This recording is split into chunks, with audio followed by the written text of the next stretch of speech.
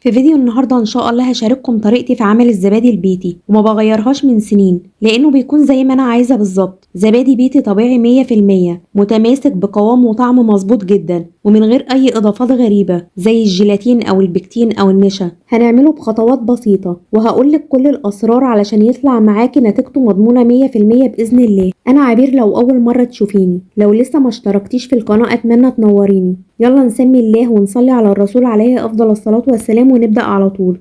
بسم الله.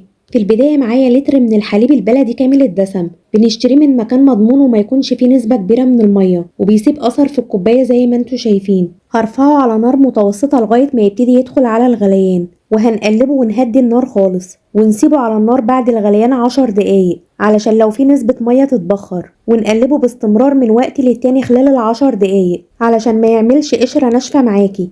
احنا عايزينه ناعم وكريمي وعلشان ما يتحرقش في قاع الحلة. ولو خايفة الحليب يفور منك اغليه في حلة عالية شوية أو حطي كريستالة منع الفوران أو حطي على الحلة معلقة خشب. شايفين الحليب بيغلي على نار هادية؟ أتمنى يكون واضح ليكم. وبعد مرور 10 دقايق بعد الغليان هنطفي عليه النار ونغطيه علشان وشه ما ينشفش. وبعد شوية بشيل الغطا والحليب لسه ساخن بقلبه بالويسك علشان عايزة الوش يندمج مع الحليب وما يكونش قشرة. وبعد ما الحليب يهدى ويبقى لسه دافي بحط صباعي 10 ثواني، لو اتحمل حرارته يبقى كده جاهز للزبادي. ولو عندك ترمومتر درجة حرارة الحليب بتكون من 40 ل 45 مئوية. دلوقتي هنحضر خميرة الزبادي. كل لتر حليب بياخد علبة زبادي كاملة صغيرة وزن 105 جرام. أي زبادي بتفضلي طعمه هيطلع معاكي الزبادي بنفس الطعم اللي استخدمتيه. هضيف معلقة كبيرة من الحليب البودر كامل الدسم، اختياري بس بتفرق جدا في الطعم، ومعلقة صغيرة خالص من السكر بتظبط طعم الزبادي وتخليه أحلى من الجاهز. وباخد حوالي كوباية من اللتر الحليب اللي هستخدمه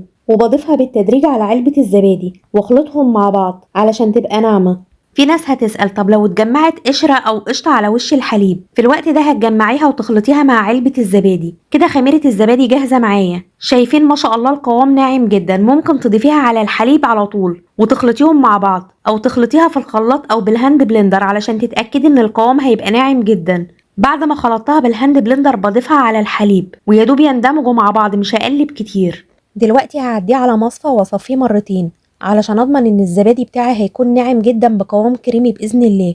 وهبتدي اصبه في الاكواب الخاصه بالزبادي او اي اكواب متوفره عندك. انا ضاعفت المقادير وعملت 2 لتر من الحليب، بس حبيت اوريكي لو هتجربي في لتر واحد، وحبيت اوريكي برضو وعملته في اكواب عاديه علشان لو هتعمليه في اي اكواب متوفره عندك. وحطيه في حاجه ليها بوز علشان تسهل عليكي وانت بتصبيه في الاكواب. ال2 لتر من الحليب عملوا لي الكميه دي علشان الاكواب المخصصه للزبادي حجمها كبير، لكن لو هتعملي لتر واحد من الحليب في الأكواب التانية العادية زي اللي أنا مستخدماها هيعملك 8 أكواب من الزبادي. بعد ما صبيته في الأكواب هغطيه بالبلاستيك ريب وبعدين أغطيه بفويل أو فوطة المتوفر عندك علشان الجو برد جدا. عايزين الزبادي يتخمر كويس. في الوقت ده سخنت الفرن على درجة حرارة 150 لمدة 10 دقايق وطفيت الفرن وبدخل الزبادي في الفرن وهو مطفي على الرف الوسط، وبأكد تاني الفرن مطفي مش شغال. وبجيب صينية أو أي حاجة تانية المتوفر عندك وبحط فيها مية سخنة وبحط الصينية على أرضية الفرن تحت صينية الزبادي، وهسيب لمبة الفرن شغالة مش هطفيها، وهسيب الزبادي يتخمر. بيقعد من 4 ل 8 ساعات أقصى وقت. بعد 4 ساعات بتشوفي الزبادي بكل هدوء علشان ما يفكش منك.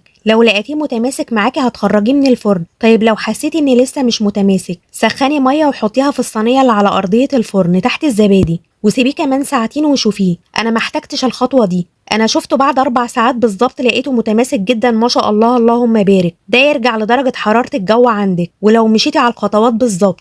هبتدي اغطي اكواب الزبادي بالغطا بتاعها. طيب لو عاملاه في اكواب عاديه ومفيش ليها غطا هتغطي الصينيه كلها بالبلاستيك راب او فوطه ودخليه التلاجة من 2 ل4 ساعات علشان توقفي عمليه التخمير. ده شكل الزبادي القمر بتاعنا بعد ما خرج من التلاجة. ما شاء الله اللهم بارك متماسك جدا ومفيش فيه ولا نقطه ميه زي ما انتوا شايفين. تقلبوه بقى بالشكل ده او توقفوه هتلاقوه ثابت على قوامه ومش بيتحرك، ناعم وكريمي جدا. حتى لما اخدت منه بالمعلقه ما فكش من بعض ولا نزل ميه. شكله بيتكلم عن نفسه ومش قادره اوصف لكم الطعم تحفه قد ايه. هسيبكم انتوا تجربوا وتحكموا بنفسكم. وبتخلي كوبايه زبادي من اللي عملتيه وبتعملي منها المره الجايه ان شاء الله.